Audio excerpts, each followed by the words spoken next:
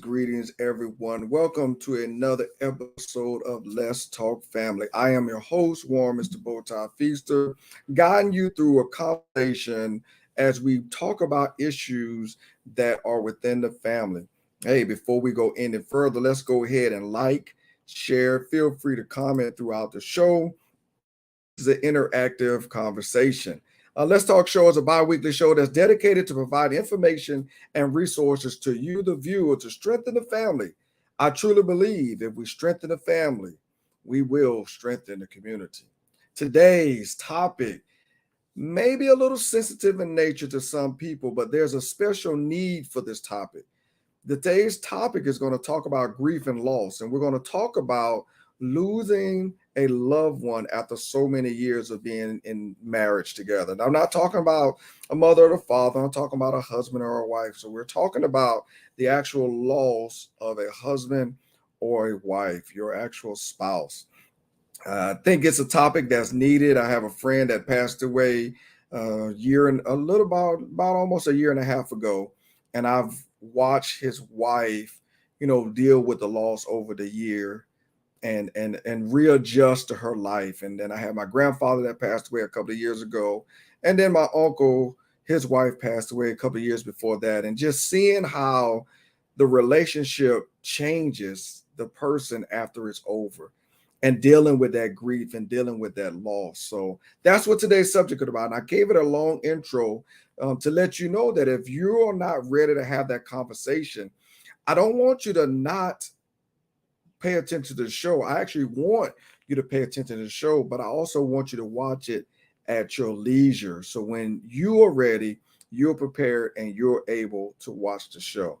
So I brought on someone that is an expert in the field, someone that's been talking about this for a long time, and we're going to have a conversation. So let's talk family. Welcome Miss Cortne Lee Smith to the show. Hello, Cortne. Hello. I love your energy. I love it. Let's keep that energy going. I love it. So we're going to talk about grief and loss. That's what we're here to talk about today. So first, let everybody know who we have on the show today. Well, I am Cortne Lee Smith. I am a grief and loss strategist. I provide strategies to help you thrive through your loss so you're not stuck. I help you learn how to shift through grief and actually get beyond loss, because in this space as a strategist, you have a unique way that you need to grieve for your own self. I think we have a lot of cookie cutter methods that we have. So I'm taking the cookie cutter out and creating unique methods for everybody so they can thrive through their particular loss. I do it through coaching. I do it through workshops. I do it through memberships. I do it through workbooks. So I am the person who you talk to and lean on through your loss. I love it. I love the fact that you said thrive. Yes. And the reason why I say that is because one of the things that I talk about when I do marriage counseling and couples and classes, I talk about it's not just about surviving, it's about thriving. There's too many people that are living the life with no life to live. And so it's all about thriving, after the loss. I'm gonna tell you, I've been married almost 27 years, and we've developed this system, that when she sings, I dance, when she dances, I sing, and that's the system we developed after 26 years of being married. And I cannot imagine doing this dance without her. So I think the longer you've been married, does it make the recovery harder? Does it make the loss difficult? Like, there has to be something with the longevity, because I know if somebody's been married 2 years versus somebody who's married 20 years, that's a different there's a different loss in that, right? Not necessarily. And I say that because a lot of us like to throw out years, but a lot of times, sometimes the years has created division, and we're not necessarily, Right. the relationship is as strong as it once was. Some people are just surviving in their relationships. Right. I know plenty of couples who've been married 50 years, but they're totally distanced. They don't have that if I seen you dance, the kind of, it depends on the type of relationship a person has. I So, like that. and I say that because in the grief space, a lot of people say, oh, well, you weren't married that long, so you really shouldn't be grieving. Because I know a lot of friends who were only married 4 years, but the thing is, you don't know the bond and the things that were created in that space. And I like to say that because there are people who knew their spouse was going to pass and they got married, to create those memories and do that. Wow. So in the time frame, they were diagnosed with cancer before the wedding, but they wanted to still get married and build that. So I don't want people to think that time means more than it's the commitment, the memories, and what went into it during that spill. So, we have different marriages, different dynamics, and they're all unique in their own space. Some marriages, they were already prepared and planned. They plan for the death. So I think a lot of things that has a difference. For instance, if you were told your loved one only had a certain amount of time, you Right. had a time to prepare for it, versus if it happened and it was an accident or it was something that you weren't even prepared for. Those type of things make a difference, the way that it happens also. So just to say time is the factor, it's really not the case. I like that you said all of that, honestly, because just because two people had a wedding does not dictate that they're still married. Yeah. A wedding is just an outward expression of two people coming together, committing their love before God and everybody. But when you're talking about a marriage, you're talking about commitment, you're talking about building, you're talking about investing. And so you're right. I had I know somebody that was married 5 years and they were in love. And so when the marriage ended, there was some pain, there was some hurt, there was some loss, and there was some depression that came along with it. So I understand exactly what you're saying. Not everybody's, and then, and we also have seen the couple that's been married 20 and 30 years, and one of the spouse dies, and 6 months later, the other one out there already gone, like ain't nothing happened. Yeah, so I feel you on that. That's good. It's not the time of marriage. It is the investment in the marriage. Yeah. And I want to say something. You said 6 months, like nothing's happened, but who says they can't move on in 6 months? I mean, is there a law that says that person has to mourn for years before they find another person, they move on to another person? And the reason I say that, because we trap people in a timeline of grief Yeah. that says, oh, well, you need to wait 3 to 5 years before you even begin to date again, or before you do this.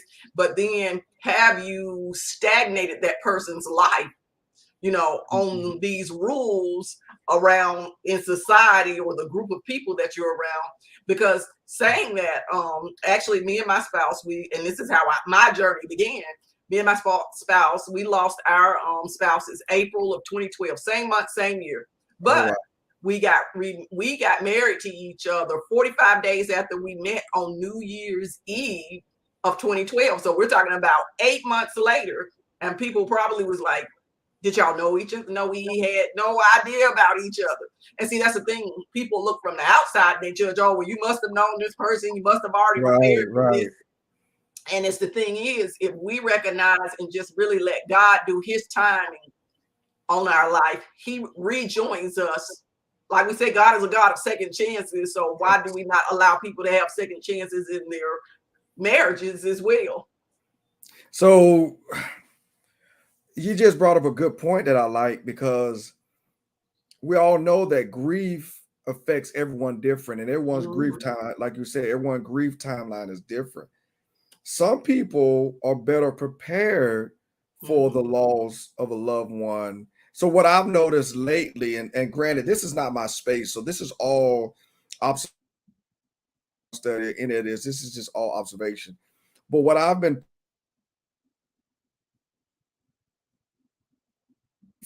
if it was a sudden death or if it was a slow death, sudden death, like you said, with an accident or heart attack or something like that, versus having a disease that takes time, going into hospice. I see that there's a difference in that. I think the difference is because, like, some people begin to grieve when it begins. Like, my husband died of Oh, colon cancer, so at the announcement of it, I already knew life had changed for me. Even though he had not passed, I I like. already knew Oh the yeah, transition had begun. So I already had to make some changes and some adjustments in my life. So when you reach that place that you begin to make changes and adjustment, God, you've already got to the point where you say, God, I'm gonna just roll with whatever change you give me every day I wake up. Okay. And that way you don't freak out with change. yeah, And the thing is, we do not prepare to grieve because honestly, we're not really given tools and strategies to grieve appropriately. We just think that grief is something we show up at a funeral, we cry, we mourn, people say, give you my condolences, and then just through a magic wand, everything works its way out. right. So grief really, you messed my head up right there with that one, because you said your grief started when your husband was diagnosed with colon cancer. Mhm. My mindset was thinking that grief starts when death comes or the funeral. Wow. So, I mean, And that that's does what I'm saying. change. It's a different space for Yeah, everybody. And that's what I'm saying, because you go through expel, we always like to say we go through these emotional things of grief. You go through denial that this person, no matter what, because we fight that battle. We try to keep this person alive, and sometimes we keep them alive past the time that they were supposed to go, actually causing them pain and suffering. People who keep people on life support or keep them right. in the hospital, it's because we aren't able to accept the change. We aren't Yeah, able to say, I'm ready to grieve yet. yeah. So, really, what I already knew, what you're telling me was sinking in my head is there is no grief timeline. There's no start, no end. There's just a process that we go through, right? It's a daily process. Yeah. And let me, and this might be sound a little morbid, but I used to travel for work. So every morning I would tell my kids, if I don't come back, these are the things that I need you to know how to do. Hmm. So the thing is, we don't prepare people to live without us. We Right. prepare people to act like they can't live without us. Right. That's the thing in society. We always say, "Oh, but you can't live without me," But Yeah. that's not the case. Everybody can. Only person you can't live without is yourself. Right. But we've become so interdependent on each other that we lose our dependency on God and our individual self sometimes. And that's when, we have to make that shift, because be like, okay, I've become too independent on this person, too Yeah. interdependent on this person. So, and I mean, that's a good thing in marriage. That's a good thing in marriage, Yeah. because we are to become one. And the biggest thing for me is, how do we transition from being a we to a me? So Right. how do you do that? See, How do you do that in that space? it's interesting you say that, because when my aunt passed away, and right after it, me and my uncle sat down and talked. They had been married 26 years, I think it was. And my aunt passed away. She had kidney failure. I think it regardless, she passed away. And so about 2 or 3 years after she passed, I was sitting down and I was talking to my uncle, and I was like, what is it like? At that time, I had only been married like 10 years. And I was like, I can't see myself living without my wife. And so when we talked, something that I didn't know was that they talked about everything on the way out. So his grief was easier. And I think listening to that, part of grief is preparing your spouse for the loss. Mm-hmm. And that's not easy. And that's why, honestly, that's why we're having this conversation, because we don't prepare for that loss. We don't Yeah, really we want don't have those conversations with each other, you right. know, because we believe, especially at a certain age, you know, when you're, like you say, in a relationship for only 2 to 5 years, you'd be like, oh, I got plenty of time to Yeah. have that discussion.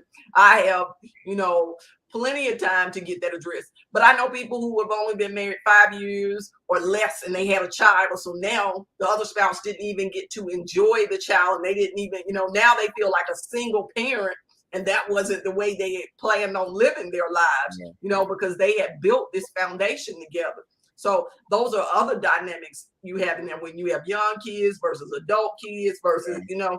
So that's why I say when you talk about that timeline, it's so many other dynamics that go into grief, because then you got to teach your kids how to grieve while you're grieving too. But unfortunately, a lot of times as adults, we try to hide our grief because we feel like we're being strong for our kids. But unfortunately, we're teaching them, you know, we don't talk about them. We don't have memories about them, you know, because if I bring them up, they cry. I make mama sad. I make daddy sad, instead of us having a conversation about it. When you said that, I thought about, as old as we are, I know you've seen Good Times. I know you've seen every episode of Good Times, just like I done seen every episode of Good Times about 100 times. And when James died, and after after the funeral, Thelma was talking to Michael and JJ, and they was like, "Mom, act like nothing's wrong. Like she's just, and she was just moving." And so then after everybody had left, and she was putting everything up, and she had that glass pitcher or that glass bowl, and she slammed it down, and that's when it all hit what was really going on. And so, and then throughout the show, for the next couple of shows, that they showed the grief process. But honestly, the grief in Good Times lasted for a couple of seasons, because there was always a reach back somehow, some way, to something that the father had done. So, man, it's just, I don't think there's a roadmap for this. I think it's a discussion that it's an individual discussion for each and every person, because each and individual person has to understand what is it that they want on their next journey. Some people want to be hurt. Some people want to hold that pain because they feel like if they let that pain go, they've let that person go. They feel like they've stopped loving that person if they don't hurt anymore.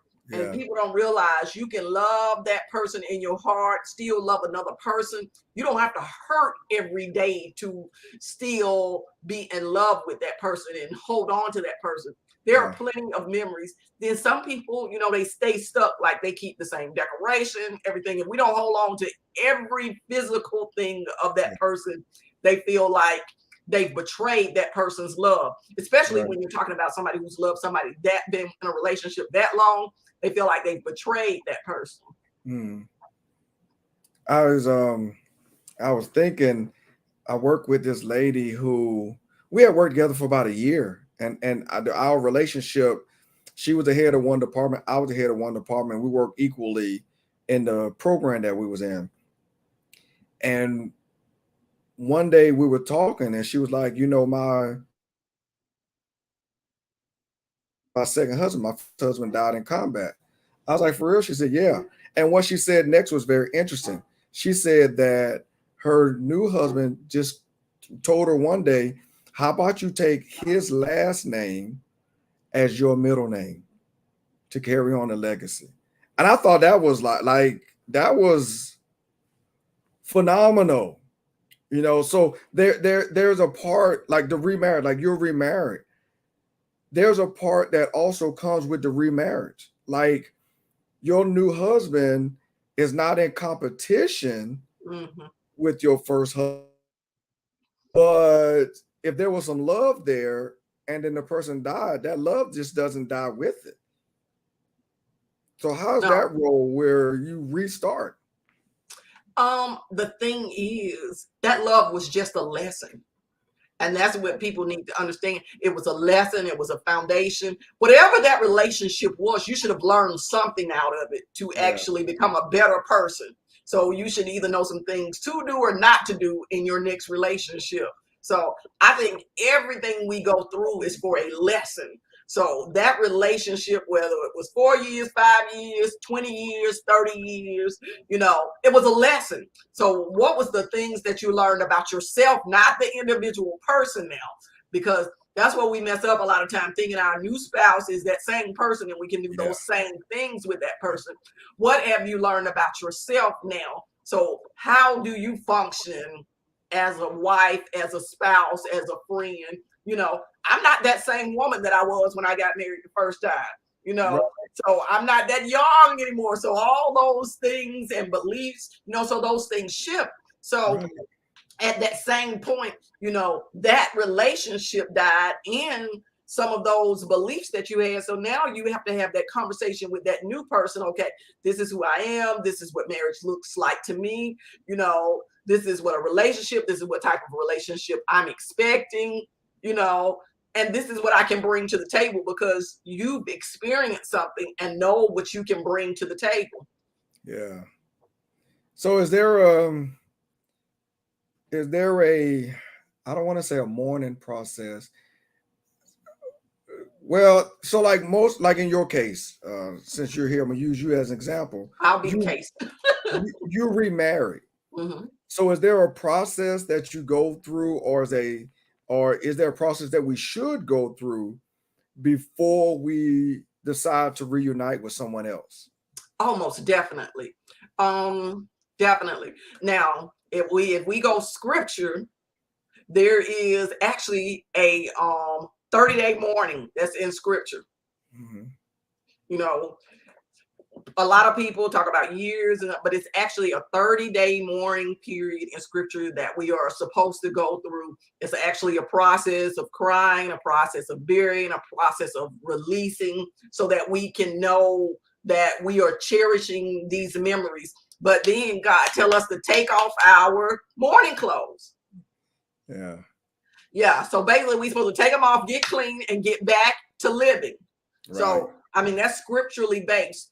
But the basic steps is really, I have a actual workbook. And it's called Grief Will Grow You. It's called Grief Will Grow You. The lights on it, we can see it. Let me see if I can get it a little bit. Hold on.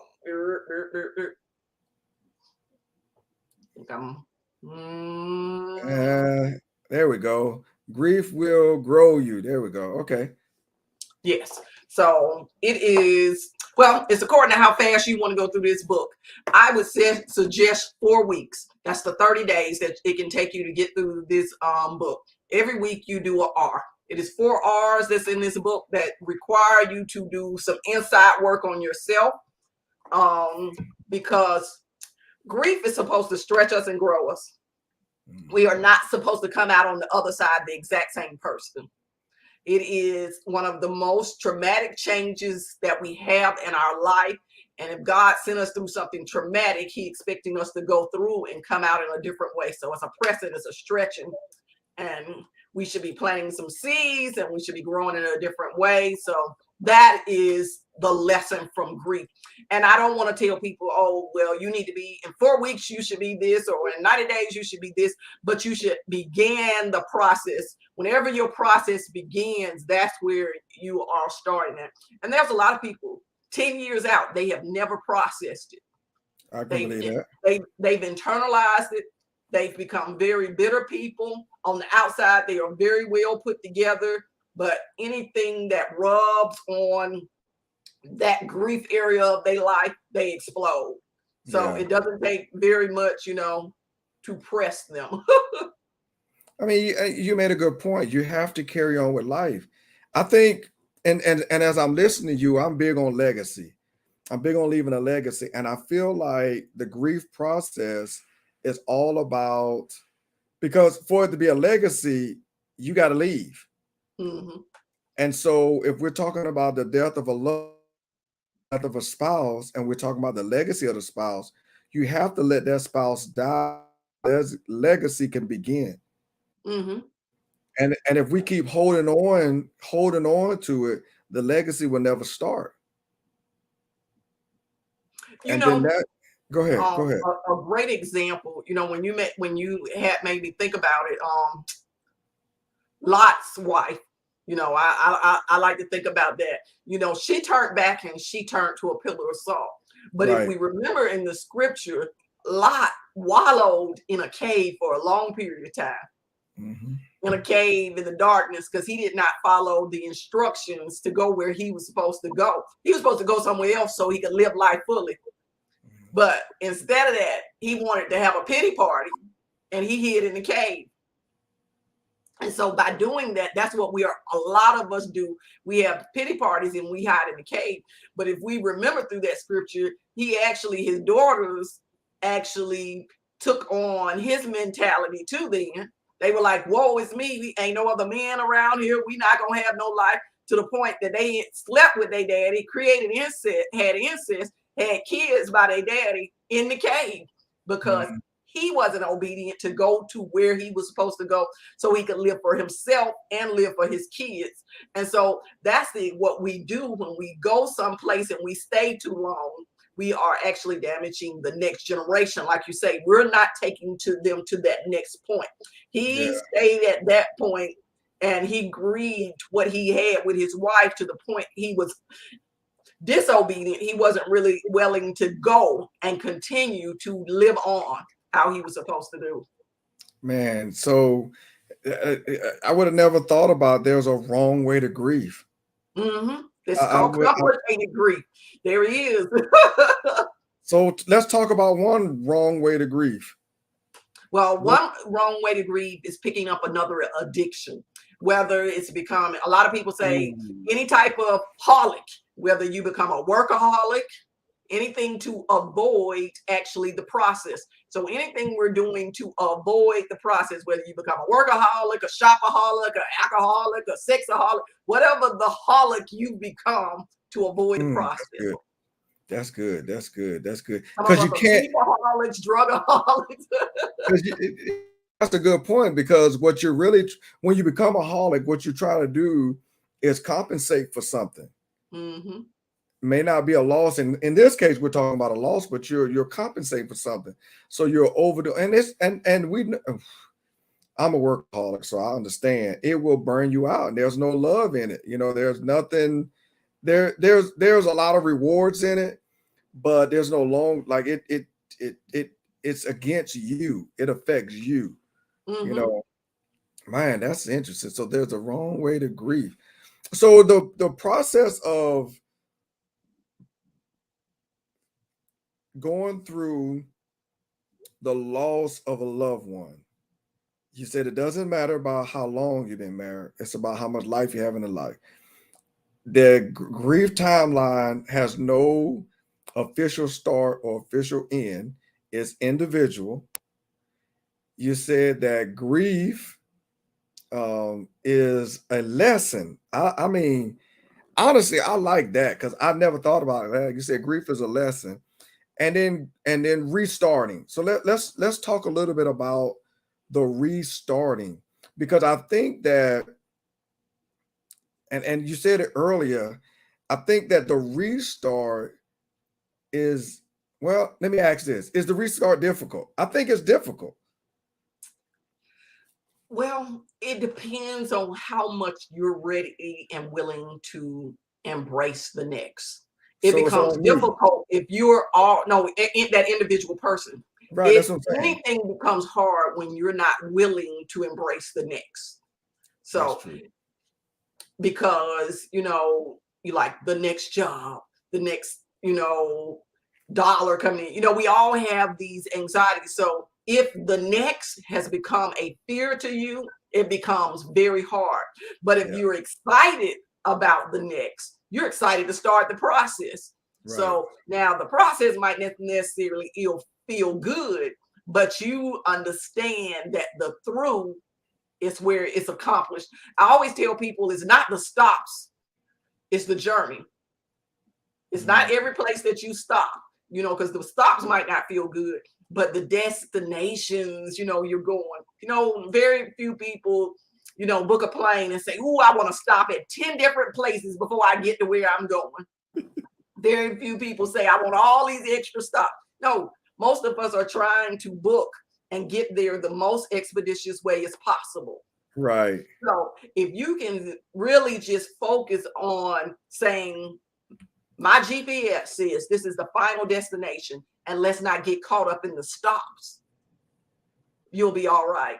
But most of us get caught up in the stops, and we actually stop. We become stagnant. We wallow there, start having pity parties there. We meet too many other people that get us stuck there. So there has to be a place where we say, "Hey, I remember the destination that was given to me. I got to get through this situation." And I say that because a lot of times we join, grief communities. And sometimes every time somebody new comes in, we can, if we have not truly went through our process, the community can hold us in a place of grief. So that's why we got to be careful of the communities that we join. Is the community uplifting, advancing us, or is this a place where we just wallow with people who've experienced the same things we've experienced? So is this a growth place for us? If that, makes sense with you when I say that. The scripture that keeps popping in my mind is Psalms 23, verse 4, where David said that I walk through the valley of the shadow of death. And one of the things that I always focus on in that scripture, in that text, is the word through.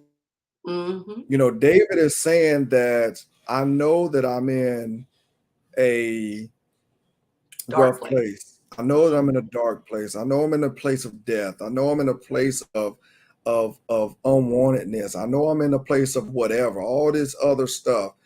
But I'm not staying here. I'm moving.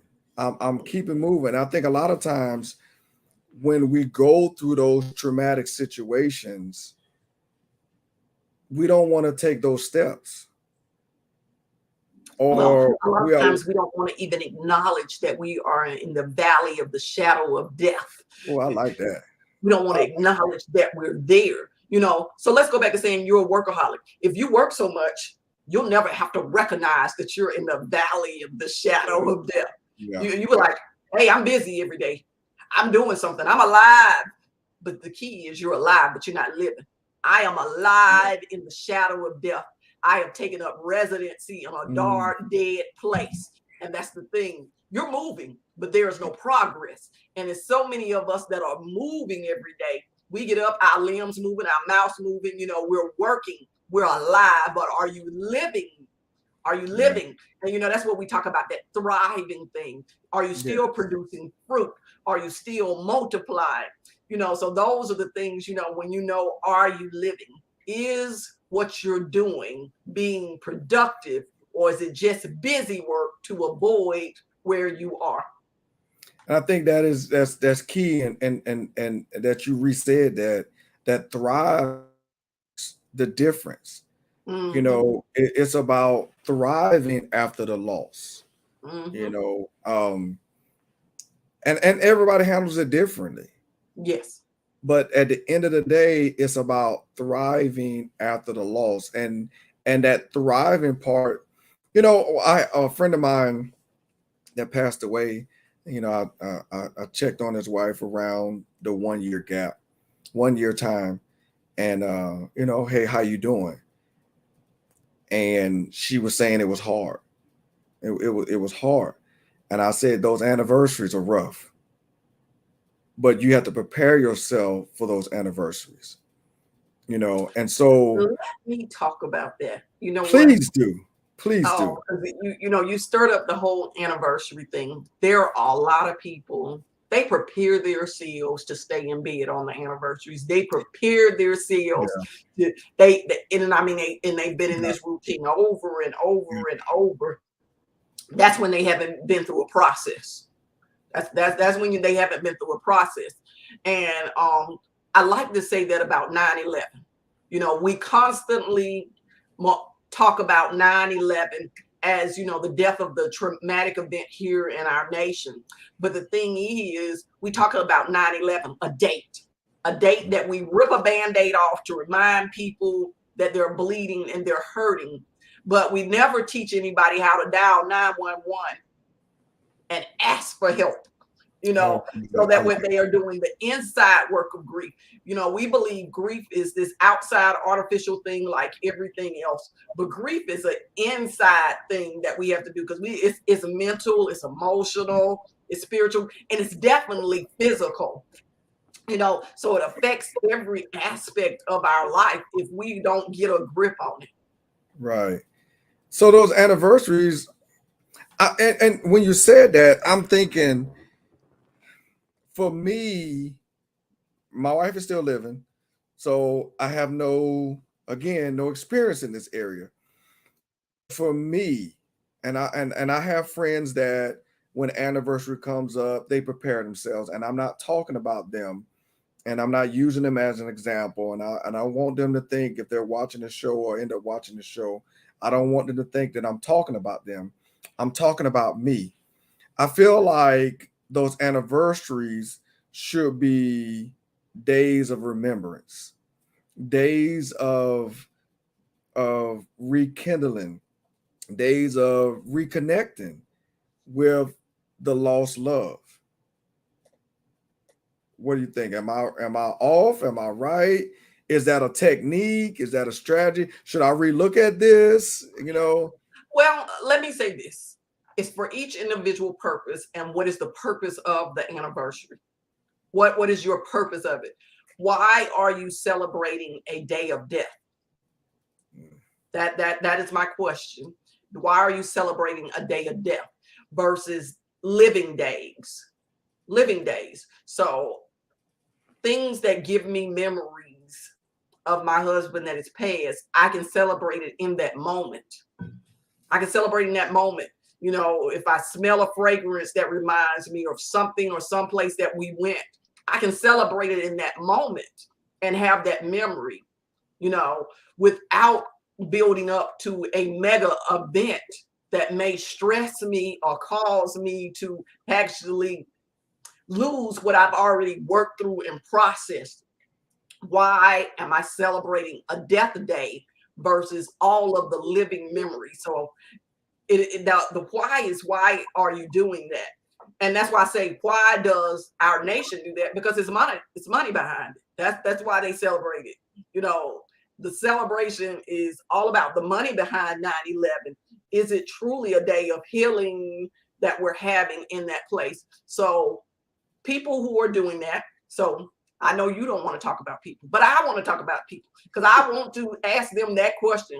Why are you celebrating a day of death when you have loved ones around you that you can celebrate these days of living and have memories and conversations with them every day about that person versus gathering back at that place and constantly having a memorial over and over and over again?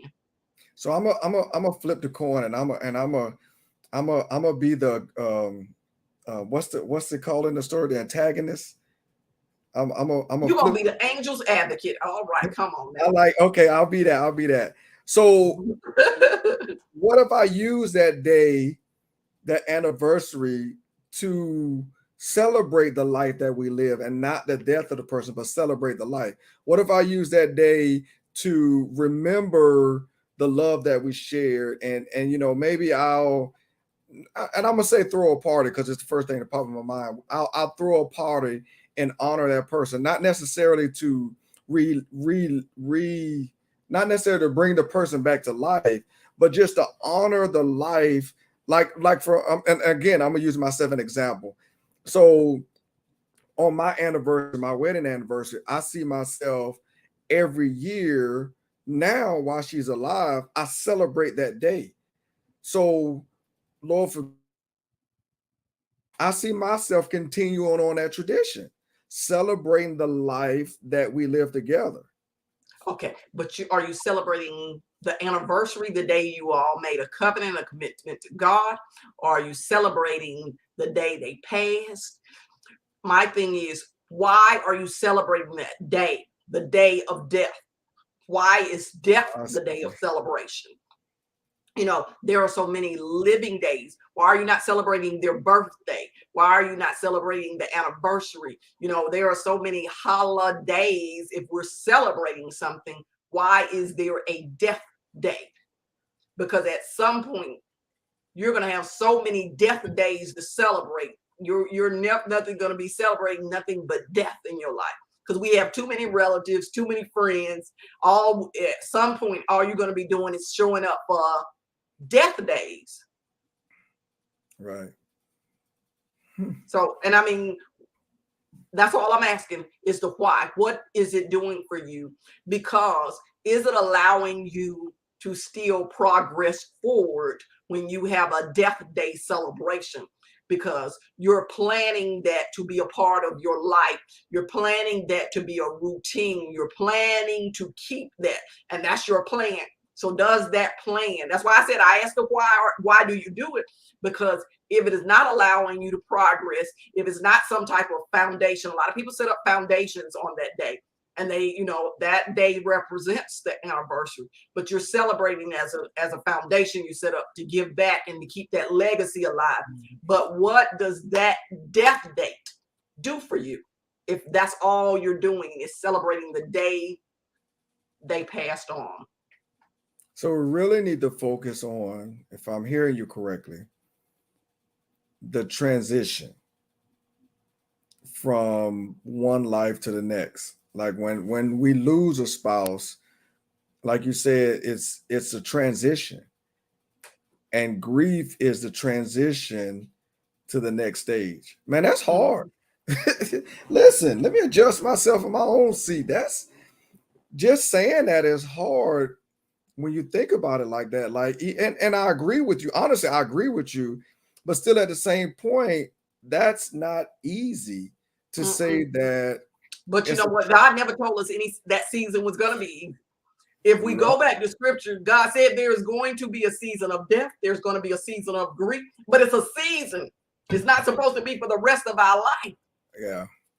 So if we can embrace that season and grow in that season, imagine after that season what grows from the seeds of grief. Don't nobody want to talk about that. Nobody. And that's honestly why we're having this show, because I talk about it every day. nobody want to talk about it. To me, I believe grief is good. And I get slapped every day about that. The circumstances, the situations that you're going through is not what feel good, but the actual growth and the stretching that God believed that you could do, that is good. I like the way you said that. It's a whole different mentality, a whole different thought process. And I'm one that truly believes sometimes if we change the wording, then we'll see things differently. It is. It is. Yeah, because I mean, this whole conversation. Say what now? We believe in the scripture for everything else except death. You know, when it's something that we don't like, we forget that the scripture has already told us it was going to come. Yeah. That it's a season. So why did God create it if it wasn't good that season? And the thing is, God already told us he wasn't going to give us no more than we could bear. So that means he gave us this situation because he knew that we could bear it. So when we say, I don't know what I'm going to do when this happened, God already know you can bear it when the situation happens. And all he's trying to do is see, will you allow yourself to grow and be stretched in that space? So let's talk about a strategy. All right, let's talk about a strategy. Woo! Give the viewers a step, a process. Help me with a strategy. Grief You know strategy. what? My favorite strategy is I love to have tantrums with God.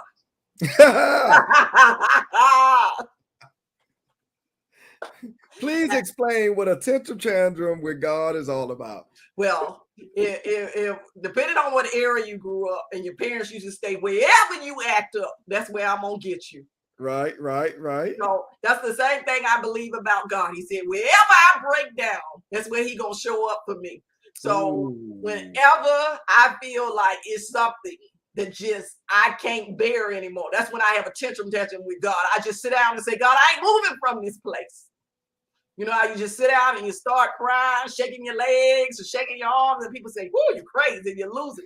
And that's what you have to do sometimes. That's Mhm. that first step when you have really accepted, like David did, and said, Mhm. I am in the shadow of death. He Mhm. said, because I can't make it through here without the light of God. And so he had to sit there and say, God, I need you to show up to show me the way through. And so that is step number one. First, acknowledging that you are in darkness, throwing the tantrum so that God shows up to show you the way out. We can't do this by ourselves. So anybody that say, oh, I can do grief all by myself, I'm under control, I got it, you don't, because what you're doing is you're internalizing it. And one day, what's going to happen? You're going to either explode on yourself or you're going to explode on other people. Mm. I like that temper tantrum. I mean, the Show out first with God step, right now. the first step has to be acknowledging the loss. Yeah. It has to be. And so many people are in denial about the loss. And is this a thing where we acknowledge the loss but still be in denial? Yes. Yes. We are acknowledging it because other people are speaking about it.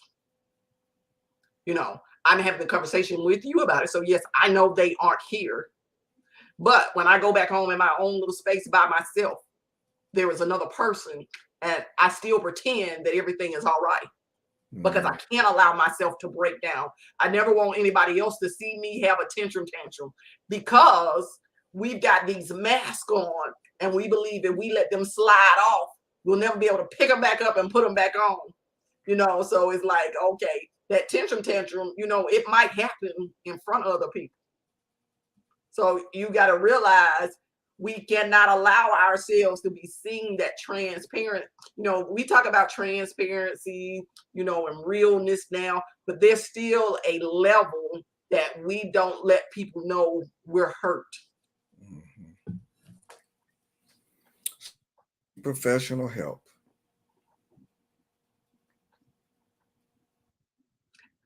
And definitely seek godly professional help. I'm gonna just Yeah. put that out there because the world will have you grieving the rest of your life and become dependent on a coach or a therapist to walk you through. And the thing is, and if you don't have somebody who's giving you godly strategies and delivering you back to God, that means you're going to be stuck on something else. Then you just become a therapy holic. You know, well, I need to go to therapy all the time. So beware if it's something that you are doing still to avoid the whole through. I like that. Hey man, this has been great. You have been phenomenal.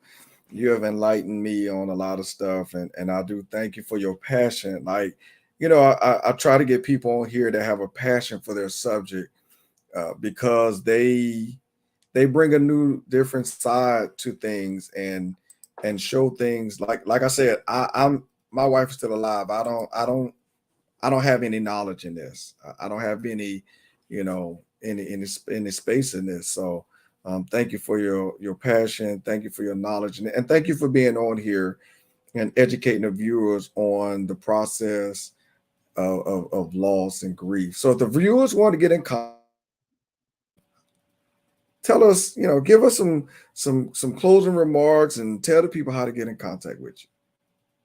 Well, first off, If you notice behind me, Grief Garage TV, I have what I call the Relationship Service Station. First is a media ministry. We have many free grief resources because I believe everybody needs to have access to grief resources to begin this process. So you can find me on Facebook, you can find me on YouTube, you can find me on my website, which is the relationshipservicestation.com. The relationshipservicestation.com, and you can connect with our media ministries, whether it's on YouTube, whether it's a radio station, whether it's a broadcast. We have a magazine and we have 8 different shows that we produce to give you different tools and techniques to actually help you get through the process where you are thriving.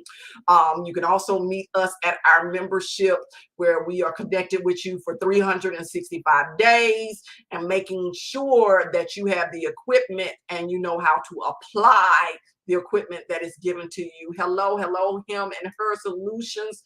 Thank you very much.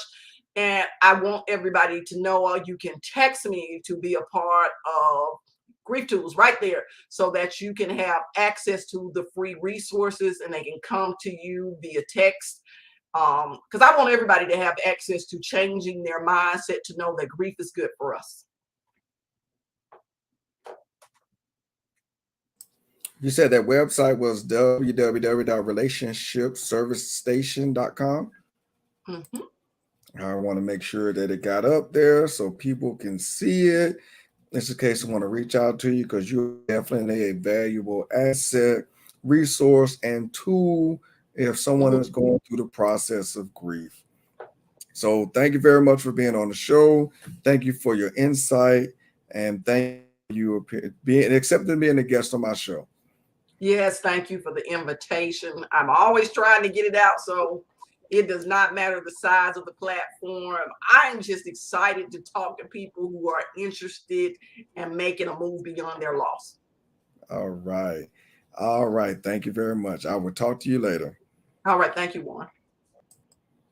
So listen, I had this show, and I know it was a delicate topic, but I had this show because those of us that have been married a long time, or those of us that have been married, because she definitely changed my perspective on that, you know, that the loss will come. Unless the two pass away at the same time, the loss will come. And we have to be prepared for anything and everything. We also have to be prepared for the loss.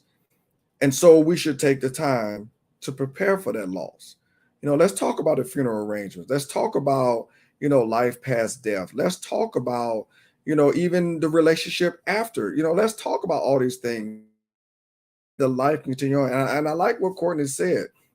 Man, it was awesome when she said grief is a transition, grief is a process, grief and remember, but grow. It's all about thriving. If you've been following me, then you know everything I do is all about thriving. So thank you for listening. Thank you for coming on. Thank you for being a part of this. I pray and I hope that some information was given to you that was beneficial and useful for you. This has been another episode of Let's Talk Family, a show that is dedicated to providing resources and information to strengthen your family. We're on here every other week. I am your host, Warren Mr. Bowtie Feaster, and I always like to end with my 3 points of interest. 1, the center of everything is family. 2, be the best you that you can be. And 3, it's called life. Live it. Have a great day.